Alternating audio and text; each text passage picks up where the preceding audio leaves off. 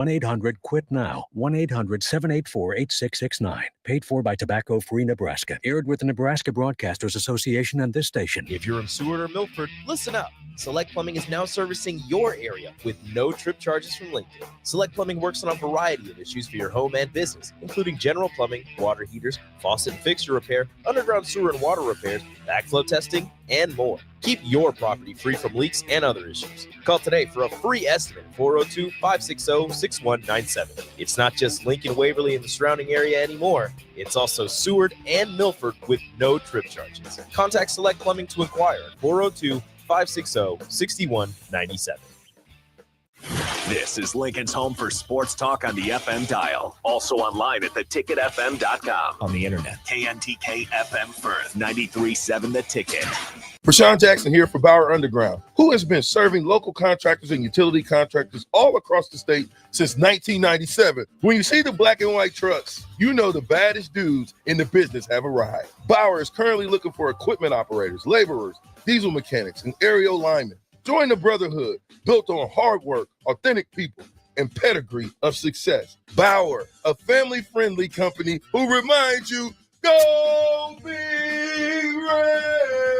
Big box stores are tempting for buying equipment for your high schooler in sports or for yourself in your sports leisures. But buying new is awfully expensive. Why not go somewhere with new and used options? Play It Again Sports has quality, slightly to gently used equipment, and 50% of their inventory is actually new equipment. And it's more than baseball, softball, and golf. They also have equipment for disc golf, fitness, hockey, and more. Plus, they're always buying products. Bring your gear you're done with and get trade money on the spot. Play It Again Sports at 48th and Vine. Discover the difference that expertise and experience can make in your real estate journey with Next Ag Appraisal and Realty. Whether you need an appraisal, sales, or farm management, Next Ag comes up with a solution with your legacy and goals in mind. Next Ag isn't just their name, it's your future. So why wait? Visit their website today at www.nextagrealestate.com or give them a call at 402-380-0432 and turn your dreams into reality. Your land, your legacy, their solutions. Next Ag Appraisal and Realty. Start your Sundays off right with Jeff and Nicole Essink on Fitness Fanatics. Jeff and Nicole discuss health and wellness, how to achieve fitness goals, and more through the life of gym owners and gym goers. It's Fitness Fanatics from 9 to 11 a.m. on Sundays on 93.7 The Ticket and theticketfm.com. At Farm Bureau Financial Services, we strive to provide you with the right coverages for all your insurance needs by taking the time to meet with you and review what coverages best fit your needs. So whether you're in the market for home, auto, farm, business, life, or a combination of any of these coverages, we can help with making sure you, your family, or your business have the right coverage based on your individual needs. If you would like to review your insurance needs, please contact Ben Spurt with Farm Bureau Financial Services at 402-217-9945 or through email at ben.spurt@fbfs.com. Husker Hoops just wrapped up. As Williams turns the corner, two more into the line. A chance for three, Bryce Williams.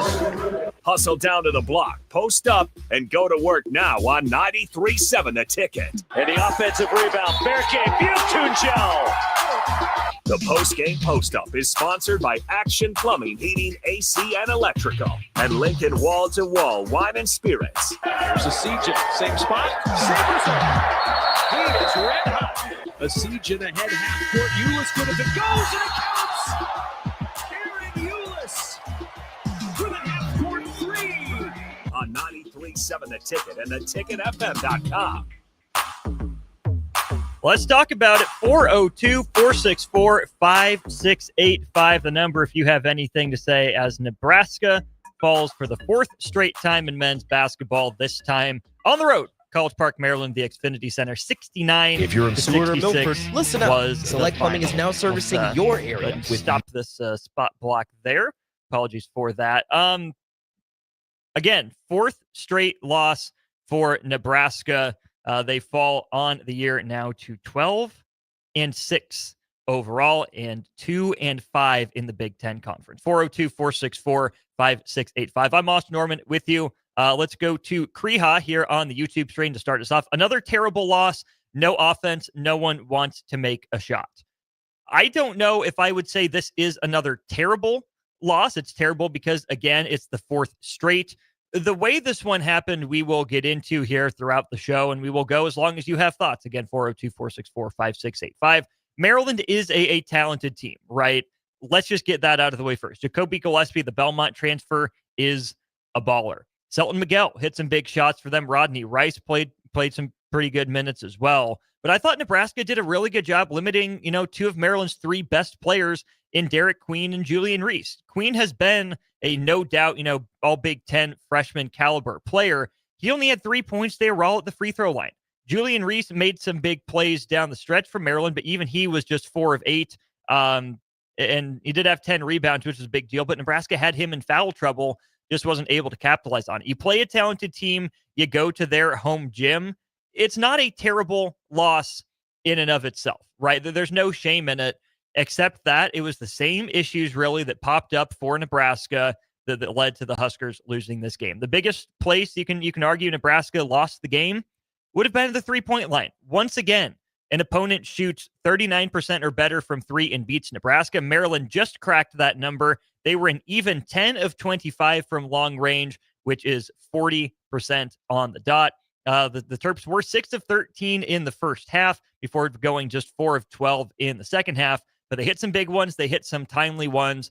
And you can argue it was the perimeter defense that let Nebraska down in this one. You could argue that it was the free throw shooting, right? A game after going 17 of 27 at the line against Rutgers, the Huskers go 6 of 11 on the road, leave 5 points out there. Granted, Maryland did the same.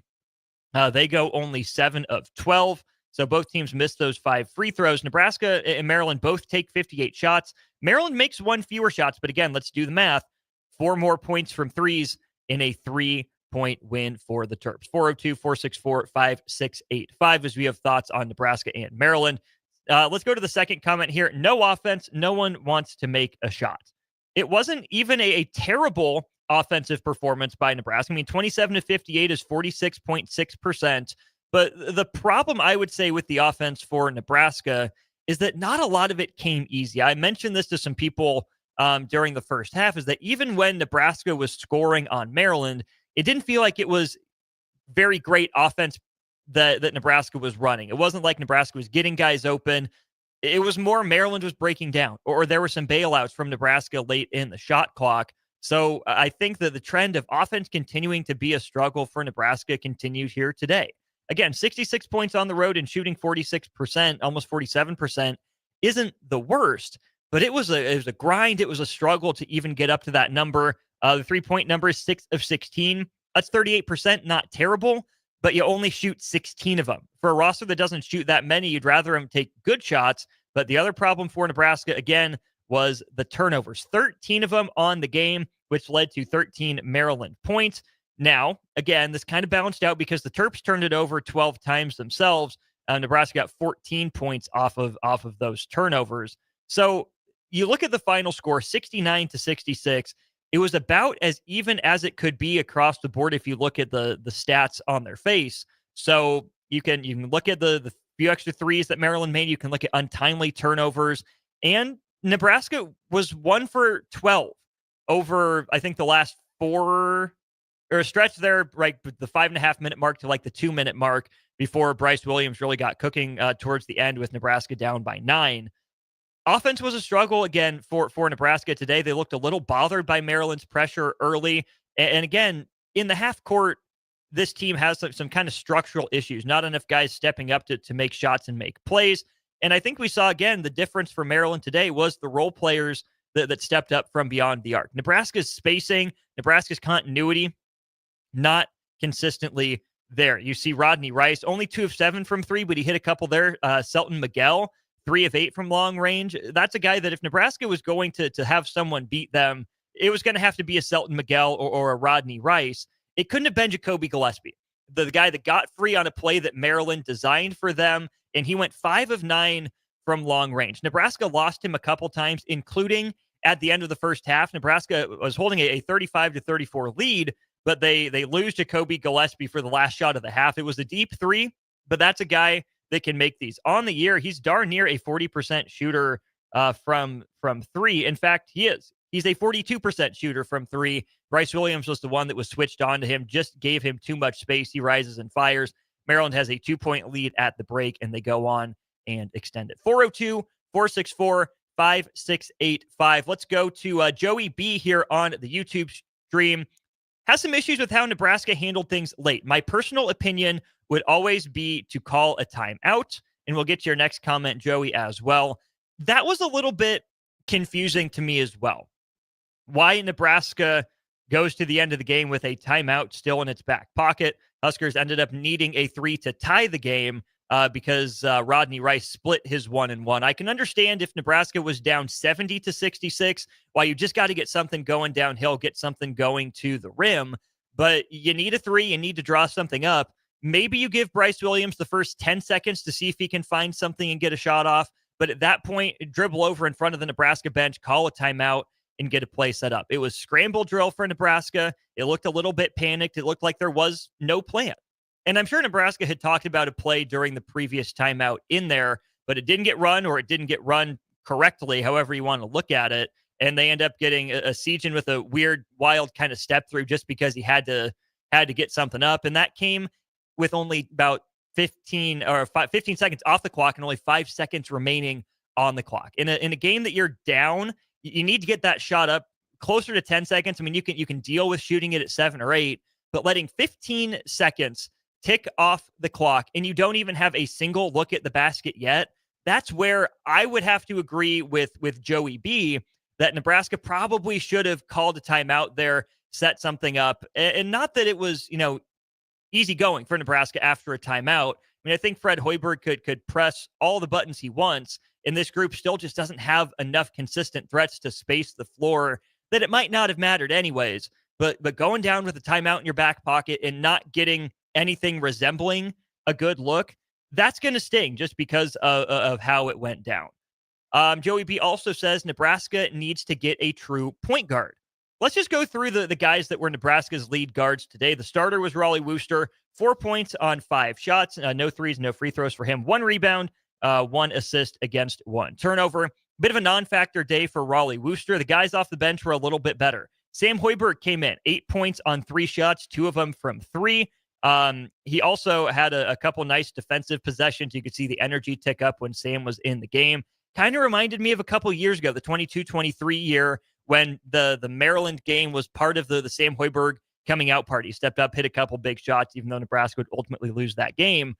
And then Aaron Eulis, only 3 points. He was 1 of 6 shooting, missed his 1-3 and split a pair at the free throw line, but he had 4 rebounds and 10 assists. I thought Aaron Eulis was a really good player for Nebraska off the bench today. Probably his best game in Husker Red, except there were still a few possessions where he and Bryce Williams miscommunicated. And I think we see this here from Kreha on YouTube to follow up on this. Eulis and Hoiberg just aren't a threat to score. Wooster is so iffy when he shoots. That, to me, is probably the biggest problem for Nebraska right now, is that as a team, again, 37.5%, 38% from 3 in this game isn't terrible. That's not atrocious. But for the year, Nebraska as a team is shooting 34% from 3, and those 3 guys, Wooster, Hoiberg, and Eulis, are shooting. So Wooster is 22% from 3, Eulis is 19% from 3, and Sam Hoiberg, to his credit, is 40% from 3, and that is going to tick up after a 2-for-2 day today. But they're not consistent threats. They don't create off the dribble, and the guys that do have to create those threes for them, whether it is Bryce Williams, Juwan Gary, or kickouts from the post, either lose the ball before they can kick out, they're driving to score, or they get it stripped. So the guards just aren't a consistent enough scoring threat from Nebraska. Not saying we would ask those guys to go one-on-one consistently, but when they get open kickouts, they've got to knock them down. To Kreha's point, Wooster had some spot-up opportunities, didn't take them, drove back into the teeth of a defense. Eulis, teams don't guard him out there. They get close enough because they want to keep him in front on the drive and not just give him a head of steam to get downhill into the rim. Because Aaron Eulis does have a pretty good first step. I mean, again, 10 assists, a new career high for him. He's a good passer. But Nebraska's guards, generally speaking, are non-threats beyond the perimeter. And the one that is a threat, Connor Sejan, teams are still top-locking him. They're aware of him, circled, highlighted, underlined, bolded on the scouting report. Kind of hard for him to get a look. Sejan was 2 of 3 throughout the game before he had to throw that last one up. But having only really Bryce Williams and Connor Sejan as consistent threats from beyond the arc, that's not good enough. And it explains a lot of the issues that Nebraska is having offensively right now, is that if you want to play through a guy like Andrew Morgan, who had a heck of a first half, he had 12 points in the first half, finished with 17 of them on 7 of 12, but did leave 3 points at the free throw line, only 50% there. If you want to play through Andrew Morgan, who took over really for Braxton Mia, if you want to play through Berke Boiktangel in the low post, that's fine. But if you have 2 or 3 non-shooters out on the court, that provides easy opportunities for teams to double down on Nebraska, to rake at the ball. And we saw this a couple times from Maryland. They would wait until Nebraska's bigs put the ball on the deck, trusting that they wouldn't handle it that well, trusting that they couldn't handle the ball and make the kick out back around the perimeter. Nebraska didn't do it. Boiktangel ends up with 2 turnovers and Morgan with 3. So that's 5 of Nebraska's 13 turnovers from big men. 402-464-5685. Dave Harris says, last year Nebraska had Mast, Wilcher, Lawrence, and Tominaga. You let 2 of them leave. You know, when you look at it that way, again, I said this on Friday during On the Block, and I think during Old School as well. The biggest issue for me is that Nebraska lost its identity with Rink Mast, right? He was the differentiator for this team, a guy that could have taken Julian Reese or Derek Queen out to the perimeter. Andrew Morgan took took the 2 threes, missed them both. They weren't necessarily pretty, but he's got to be able to shoot those at a 35% clip, I think, to help stretch the defense. But even then, teams are content to let him take those. If he gets hot and hits 2 or 3 of them in a game, teams are okay to live with that. I think more so than the Tominaga graduation obviously changes things for Nebraska. The Wilcher departure, you have a replacement for him in Connor Sejan, so that one I'm less concerned about. But to go back to the point guard question and situation, that's where Jamarcus Lawrence leaving, I think, hurts Nebraska. That's a guy who was in the starting lineup to begin last year, moved to the bench and seemed to accept his role as a 6th man, kind of jitterbug scoring point guard, a guy that shot it pretty well from 3 in his Nebraska career. What Jamarcus Lawrence would bring to the table for this team is that ability to get to the rim, to have that great first step and get past the defender. But he also stretched the floor. He was a willing and capable 3-point shooter. So seeing Jamarcus Lawrence leave, now he is starting at Rhode Island, that hurts Nebraska. Again, I think Raleigh Wooster is a fine player in and of his own right. I think he does a lot of good stuff for Nebraska, but he's got to be a bigger threat on catch and shoot threes, and he struggles to beat guys off the dribble, especially when, say, Rice and Gillespie were pressuring him with the ball. Ulis and Hoiberg have their moments, right? Defense first sort of stoppers. But I think at this point, you're seeing that Nebraska needs the offensive boost, from a Jamarcus Lawrence, more so than the double-barrel defensive boost from Hoiberg and Ulis. And we saw so many lineups for Nebraska where there just wasn't enough offense on the court. Whether it was Wooster and Ulis together or Hoiberg and Ulis together, it's great if you can make that work defensively, but if that group's not going to get stops, it's really going to struggle for offense. I think there was a lineup at one point that was, I know it was Wooster, Ulis, Morgan, Sejan, and I don't think it was Juwan Gary. I don't remember who the other player on the court at the time was. That's just not enough credible, consistent offensive threats on the floor at one time. So that, to me, is why Nebraska, scored 66 points and struggled to do it. 402-464-5685 on YouTube here before we get to our Sartor Heyman Jewelers text line. What happened to Mia? Mia got played off the floor today, is essentially what happened. Mia played 4 minutes in this one, and that's all, because Andrew Morgan was playing pretty well, and when he wasn't committing fouls, Berke Boiktangel was playing some pretty good basketball. Not perfect from either of those two guys, but Andrew Morgan really saved Nebraska in the first half. He had 12 points in the first, and he was going at Derek Queen. I think Andrew Morgan's aggressiveness on the offensive end, going right at the stud freshman, kind of kicked Derek Queen down a little bit. I think it took away some of his edge and his intensity there in the first half, and then Nebraska struggled to get Andrew Morgan going, which is as much a testament to Nebraska's struggles in spacing in the half court as it is to what I said to lead off. Even when Nebraska was getting points, it didn't feel pretty. It didn't feel easy. It felt like it was a lot of work, more work than it took Maryland in some cases. And then Berke Boiktangel saw some minutes at the 5 as well. Mia, I thought this was going to be a better matchup for him, right? Against a couple of big men, neither of whom really stretched the floor in Queen and Julian Reese.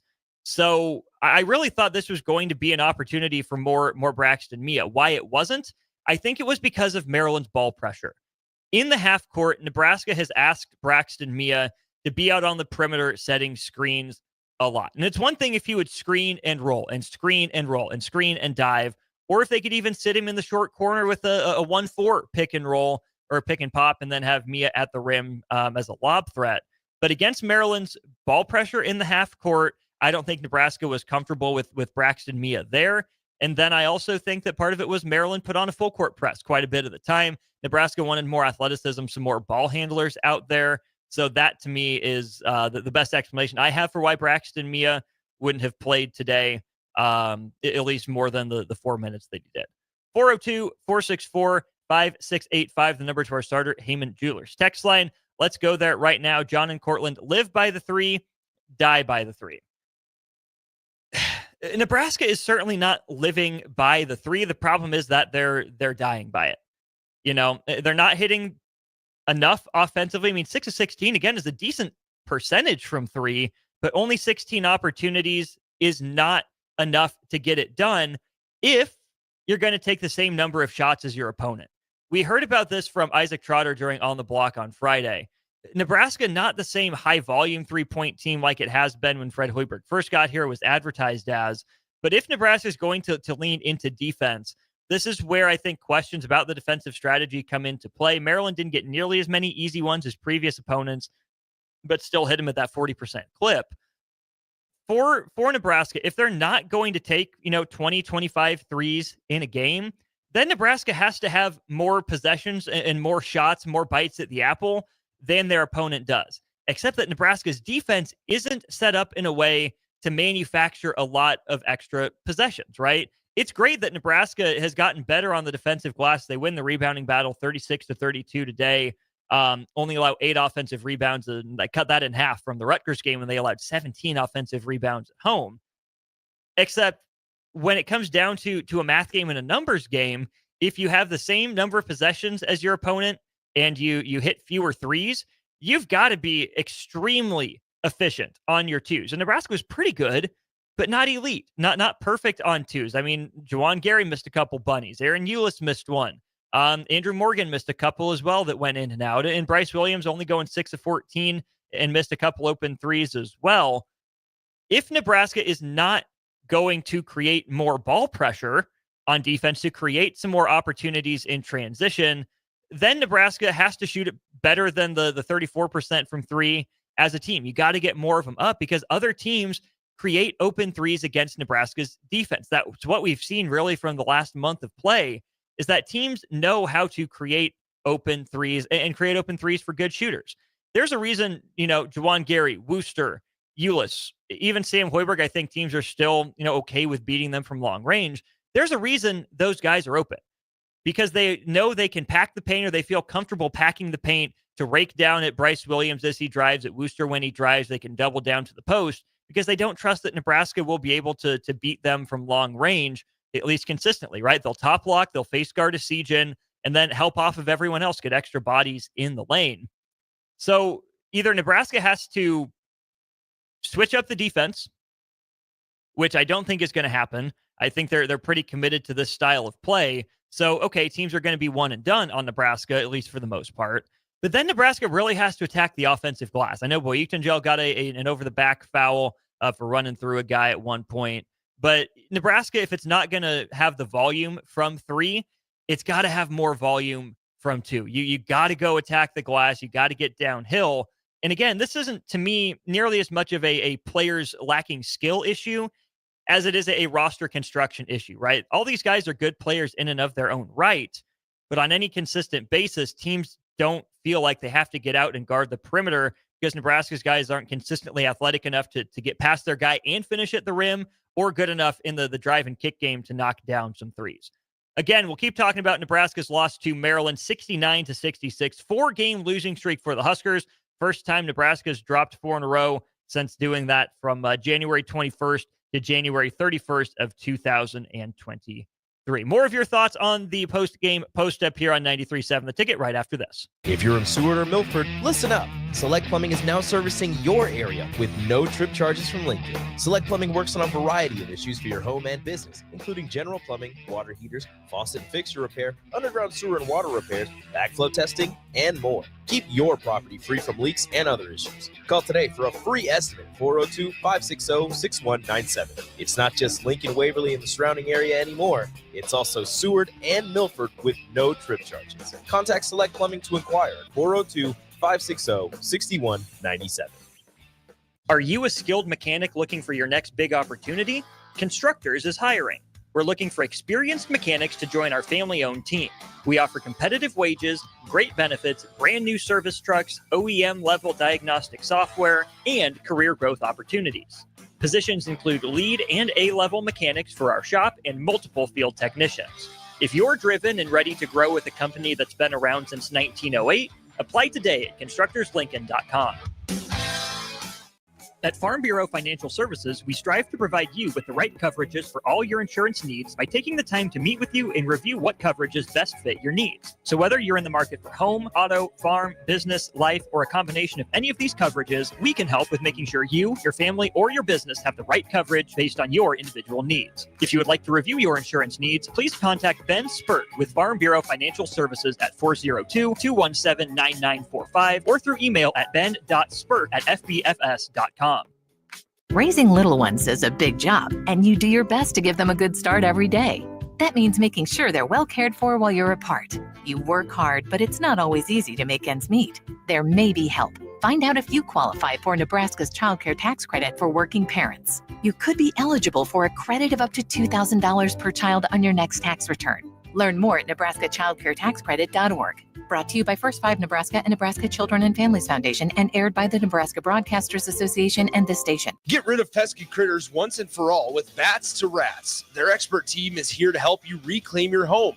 No more sleepless nights caused by crawling critters or flapping wings. Bats to Rats ensures a safe environment for every family member. Check the website at batstoRats.com for amazing offers. And if you mention this ad, you'll receive $10 off your initial inspection cost. Call Bats to Rats today at 402-781-8691. That's 402-781-8691. Bats to Rats. Looking for a financial partner that truly makes a difference? Modern Woodman is a member-owned fraternal financial services organization. We can help you plan for all stages of life, from protection to saving to retirement. We also offer member benefits, social activities, and volunteer opportunities to help your family and community. I'm Sean Erickson, your Modern Woodman representative in Lincoln. Call me at 402-483-6515 to start the conversation. Modern Woodman of America, touching lives, securing futures. Shopping for new flooring is different today. Getting your questions answered, making the right selection, getting the best value, and installed quickly and professionally. Visit OStreetCarpet.com or shop our store. We'll answer all your questions and help you make the right choice. You'll be enjoying your new floor in just days for less than you'd pay elsewhere. Carpet, vinyl, wood, laminate, tile, and area rugs. We've got it all. O Street Carpet. 1732 O Street. Family owned and operated. Always the best value. It's game on at Elway Power Sports of Lincoln, Nebraska's premier dealership. Stocking top brands such as Can-Am, Honda, Polaris, Kawasaki, CF Moto, Suzuki, Yamaha, Indian Motorcycles, Sea-Doo, Manitou pontoon boats, and Triton trailers. Come check out Nebraska's newest Indian motorcycle dealership and ring in the new year the right way on an Indian motorcycle. Save big on their massive selection of side-by-sides, all-terrain vehicles, motorcycles, and power watercraft to ring in the new year at their new 27th and I-80 location. When you need a new water heater, nothing beats the ProLine family of water heaters from A.O. Smith. ProLine models are built using commercial-grade components, meaning they're built to help you tackle your toughest days. No matter if you need a gas or electric model, A.O. Smith has a ProLine unit for you. A.O. Smith, innovation has a name. Call Wellman Plumbing at 402-434-2400 for a great deal on a water heater today. Again, that's 402-434-2400.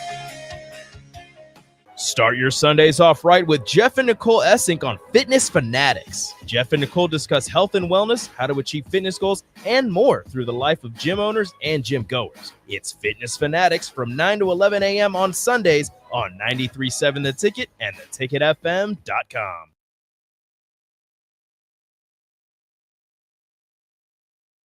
Back to The Ticket weeknights on 93.7 The Ticket and theticketfm.com. Welcome back into post-game coverage of Nebraska men's basketball. They fall 69-66 to Maryland. We're on stream, Facebook, YouTube, and Twitter, as well as Allo Channel 961 up and running for you. Y'all have plenty of thoughts. We will stay here as long as it takes for you to get them off your chest. 402-464-5685. That's the number to the Sartor Heyman Jewelers text line, or you can drop a comment on any of our streams. It'll pop up. I'll see it and get to it. All right. Al, how many blocked layups have there been in the Nebraska losing streak? I don't know why Nebraska doesn't stop and shoot a short shot. Well, Maryland blocked 8 shots today, and Nebraska was 11 of 23 on layups. 11 of 23 on layups. It's a problem. It is a legitimate problem. Nebraska has never been an elite team in finishing at the rim under Fred Hoiberg. They got a little bit better last year, but a team as big as Nebraska is should not ever shoot 55 or 60% on layups. It should always be higher than that, let alone sub 50%. Yes, Maryland has a couple of big men in Derek Queen and Julian Reese, and credit Jordan Geronimo for coming in and playing a pretty good role for Nebraska.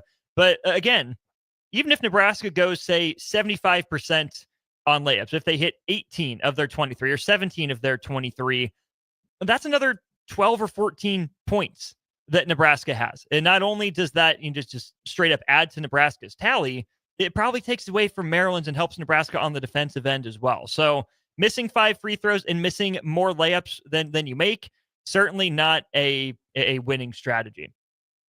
Faisal, this team won't make the Big Ten tournament. Whew. I don't think I agree with that right now, but it's certainly trending that direction because Nebraska has, as some people are pointing out on stream, USC coming to town, led by a really good transfer in Desmond Claude, and then Omaha product St. Thomas as well. They come to town playing better basketball than they were to start the year, and then 3 straight games against ranked teams. It's getting tough for Nebraska, not that it was easy to begin with, but that's where letting a game like Iowa slip away, letting a game like Rutgers slip away, doesn't help matters going into one of the tougher stretches of the season for Nebraska. 41-48 agrees with what I said before. Not a terrible loss, would have been a very good win. Texture 1000 says Nebraska was so close to each other, they've got to spread out. Yeah, that's exactly what I'm saying, is that Nebraska's guys are I don't know if they're cutting just to cut.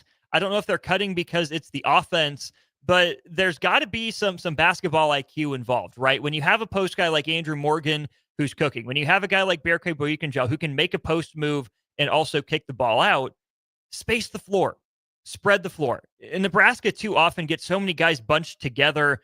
Some of them are by accident, but some of them I think are guys just going through the motions on offense, not thinking critically about spacing in the floor. But I can't necessarily fault them for it because there aren't a bunch of consistent shooters, right? Esijan and Williams, can space the floor. Juwan Gary can hit a 3, but, Sam Hoiberg, Aaron Eulis, Raleigh Wooster, Juwan Gary, those are guys that you like to be able to cut. The problem is Nebraska has to play a lot of those guys at the same time, and if all of them are going to cut, it does no good. It's just bringing another body into the paint, bringing another body into the passing lane, and not accomplishing anything. So it's structural, it's roster-based, it's personnel-based, it's all the above. That's why Nebraska's offense is struggling to generate consistent, easy looks. Again, 402-464-5685. B-Jacks, when are we allowed to question if Nebraska has the right coach? Fred's road conference record is tragic. New team every year with the same issues. I'm not going to say Fred Hoiberg coached a perfect game today, but let's also not pretend like Fred Hoiberg didn't make some moves that I think we all agree with, right? Yeah, he didn't call a timeout at the end. I think he should have called that one. But guess what? He started Andrew Morgan in the second half instead of Braxton Mia when Mia clearly didn't have it today. Guess what? That's coaching. That's an adjustment. Morgan ended up playing pretty darn well for Nebraska. Do you credit Fred Hoiberg for the team crawling back into the game? Or do you hold the fact that they got down against him? This is another question where both sides can be right. Clearly, Nebraska needs to change something on the road, right? It's not a good road record, but it doesn't mean Nebraska is alone in the Big Ten Conference. I mean, shoot, Matt Painter, second best coach in the conference right now by resume and by legacy, just got back to 500 in Big Ten road games. And we're not even asking Nebraska to go 500 at this point. It is tough to win on the road. Again, another 11 a.m. body clock tip-off for Nebraska. It's not an excuse. It's just a reason. And Nebraska has to figure out a way to deal with it and to play better. Maybe they have to switch up their routine on the road. Maybe that's what it is. But I think at the end of the day, get better players or role players hit shots, right? Nebraska didn't exactly, again, 23 layups. It's not like Nebraska struggled to get to the rim. Bryce Williams missed all 3 of his 3-pointers, and a couple of them were wide open. He doesn't normally miss looks like that. You can say coaching, you can say schedule, but at some point players got to make plays. And either Nebraska doesn't have the players on the roster to make the plays, or they're not making the plays that are there to be made. Either way, not exactly what you're looking for the Huskers. Texter 1000 again, is it confusion or is it panic for Nebraska? I don't think it's time to panic yet. I really don't. And that might be an unpopular take here coming off of 4 straight losses for Nebraska, dropping them to 12-6, and then again 2-5 in Big Ten Conference play. The reason that I don't think it's necessarily time to panic, well, I don't think panic is the right move, is because what else do you expect Nebraska to do? Are you going to, break the glass in case of emergency for Gavin Griffiths? I don't know if that's necessarily the answer. Do you start Sam Hoiberg over Raleigh Wooster? I think Sam is good at what he does off the bench. Does Ulis give you more than Wooster? I don't think so. Do you start Esijan?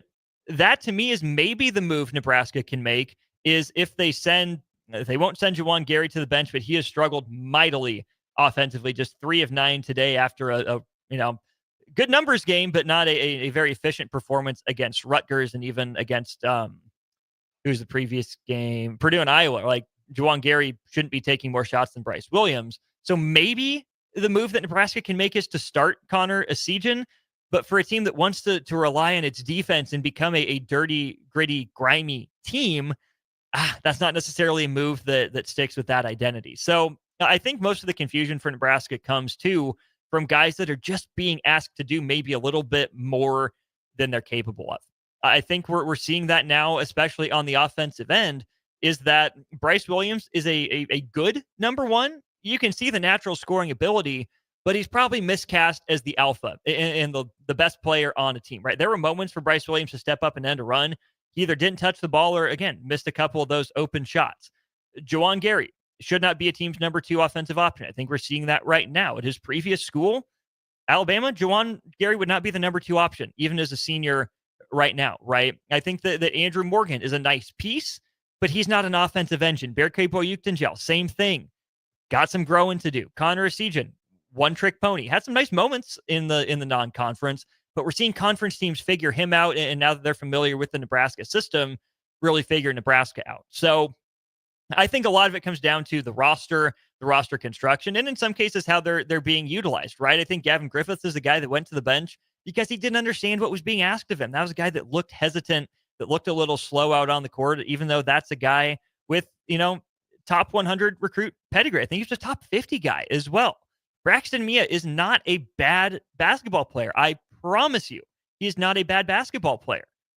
I think it's a weird fit for his skills in this system, right? There's some Billy Kemp going on with Braxton Mia here. And of course, that's a kind of funny comparison to make with Kemp being a small slot receiver and Braxton Mia being a big lob threat.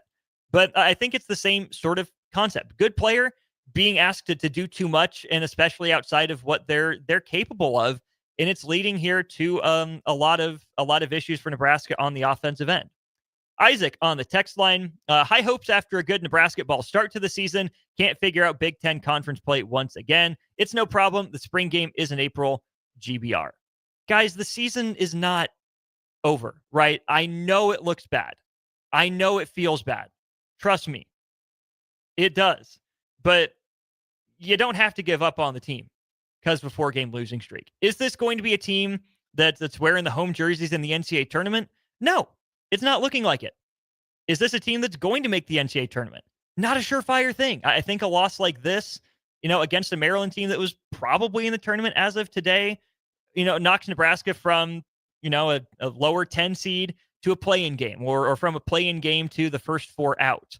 The Oregon State win picked up some juice with Oregon State beating Gonzaga the other night. I mean, Creighton's starting to play better. That's going to end up being, I think, a better win. But what stinks for the Huskers and just the resume is that UCLA is not necessarily playing great basketball.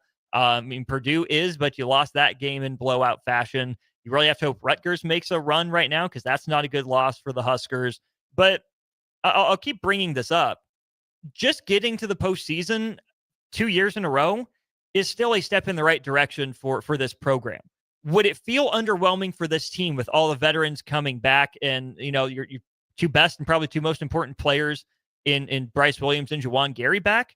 Yes, it would feel like a step back. It would feel underwhelming. I'm not saying you're wrong for thinking that way, but I said it before the year, and I'll say it again. I will keep saying it. This looks like an NIT team, and it is playing like an NIT team. The fact that Nebraska is still, 12-6 overall, despite some of the roster issues, is a testament to how, yes, Nebraska is scheduled in the non-conference, but they did, beat Creighton, and that's a team that's built to beat Nebraska with how many threes they shoot and typically make. Oregon State turned into a better game than I thought a lot of people would have guessed before the year. That's a pretty solid team that Nebraska beat, but I don't think that this team has the consistency or the upper level difference makers to win any of the, games against top challengers on their schedule unless they pull it out of who knows where. I just don't think there's that same upper level difference maker like Keisei Tominaga was last year, or even say, Rink Mass and what he brought to the Nebraska identity in the system that Fred Hoiberg wants to run. Bill and Bennett, games like that just make me look forward to baseball season. Again, same sort of concept. We're in mid-January. Plenty of teams go on losing streaks here, and I'm not saying Nebraska is going to bounce back and all of a sudden go on a tear. The last time Nebraska lost 4 games in a row, again, January 21st through the 31st of the 2022-23 season, guess what Nebraska did? They came back from the dead. They won 6 of their last 8. They beat Penn State at home. They lost by about 20 to Michigan on the road at the Chrysler Center. They went and they pulled off a win on the road at Wisconsin. They went and won at Rutgers. They beat Maryland in overtime at PBA, beat Minnesota, lost to Michigan State on senior night, and then went on the road and beat Iowa on Iowa's senior night. They beat them 81-77 before losing in the Big Ten tournament. I still think Fred Hoiberg is a good coach. I think plenty of coaches go on 4-game losing streaks. I think this is a weird roster, for the way Fred Hoiberg wants to play. And I think it's fair to question how this roster came together and who thought that the pieces were going to be there to make it fit in practice. You can talk me into it in theory, but in practice, it's not necessarily working potentially the way they want it to. Part of that's on Fred Hoiberg. Part of it's on players, right? When plays are available for them to make, are they stepping up and making them on any sort of consistent basis? No, not necessarily. So I don't know. The season's not over. It feels bad right now. Will Nebraska be able to fix the issues? I don't know. I don't know what a fix is or looks like. Let's just ask that question. How about that? Let's go to break here. Let's just go ahead and ask that question. What would fixing the issues look like to you? If Nebraska is going to pull out of the tailspin and still qualify for the postseason, what would that look like? 402-464-5685. We will take a quick break. When we get back, what would it mean? What would it look like for Nebraska to fix its problems to wrap up the postgame show? Raising little ones is a big job, and you do your best to give them a good start every day.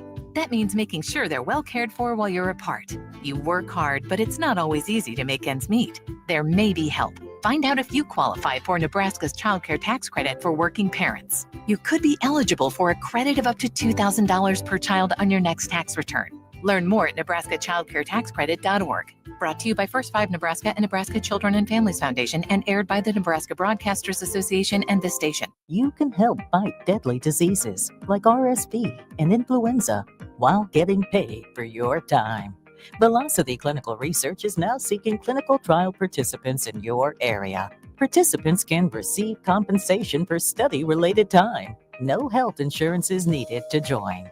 Find a study near you at velocitytrials.com. That's velocitytrials.com.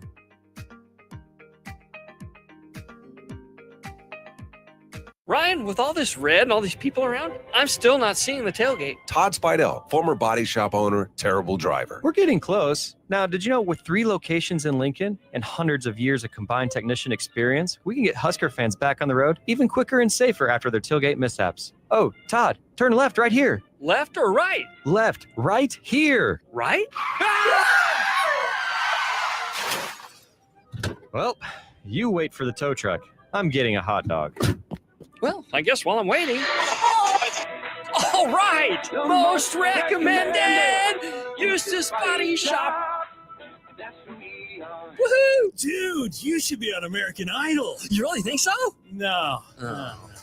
Accidents happen, even to Husker fans. If it happens to you, call Eustace Body Shop, where our customers send their friends. The most recommended Eustace Body Shop. That's who we are.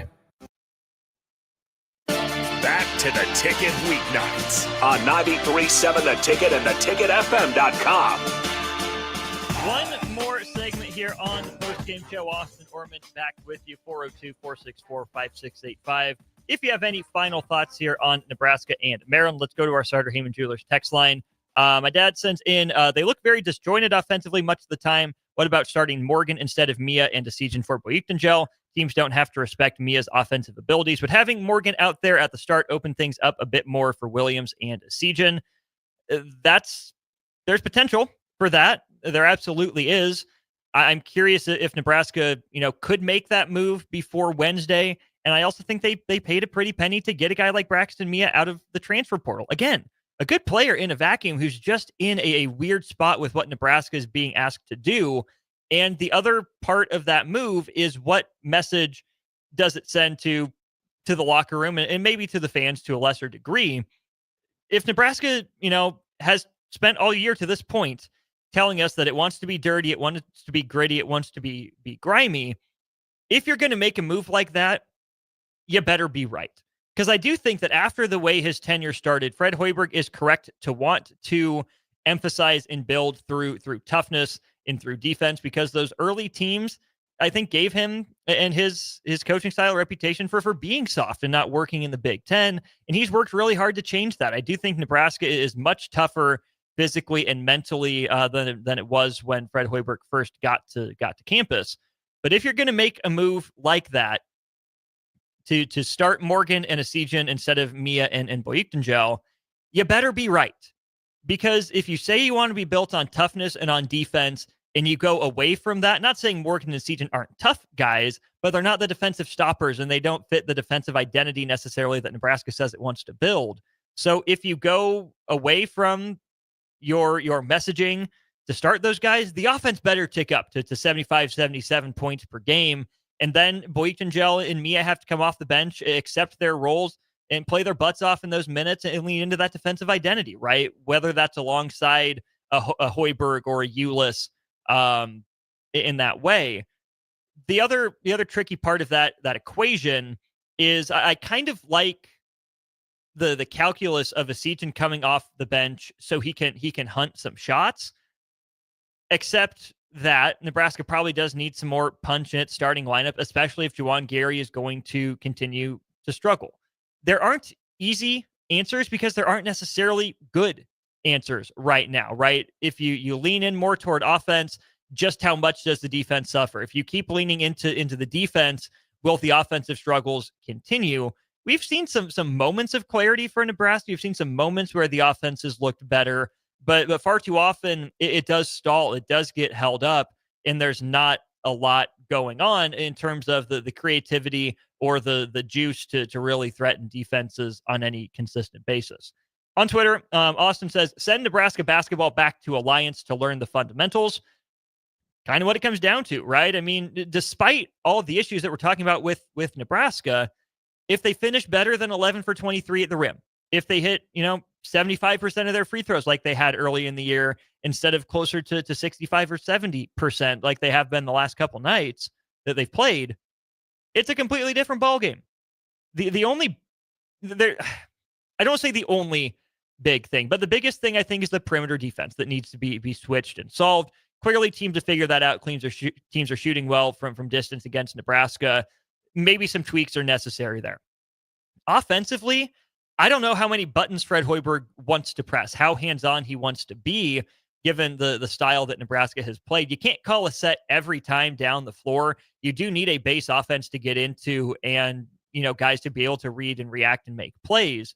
But, there's some structural adjustments there. I think that would be a bigger ask than the defensive changes would be. So there's certainly plenty to monitor for Nebraska going into a pretty big stretch of the season and coming out of a pretty big stretch of the season. Exiting Nebraska's next 5 conference games with a record of just 1-4 is not good enough. They split the first 2, lost on the road at Michigan State, came back home to beat Indiana, and then beat UCLA. Huskers were sitting at 2-1 in Big Ten play before heading to Iowa City. They get down by 7, get up by as much as 15 in that game, and you hope you don't have to say it, but it's starting to feel like a turning point in the season. What Iowa did, what Iowa found, what Iowa exposed for Nebraska, other teams have continued to do. Nebraska might have let Iowa beat it twice on the road against Purdue, and then they weren't able to get right at home against Rutgers, despite having every opportunity to do so. And now on the road at Maryland, just like Rutgers, a player too short in the end, and Nebraska drops to 2-5 in Big Ten play with 13 conference games remaining. Al says, need to start Connor Essegian over Boyikdengel. That would free up Bryce and Juwan Gary a little bit more and give more scoring. Appreciate the thought there on that, Al. Once again, Nebraska falls to Maryland, final score of 69-66. Next up for Nebraska, the Huskers will return home. They will take on USC. This is a team that, like I mentioned, was led by Desmond Claude. He's a really good player, transferred in from Xavier.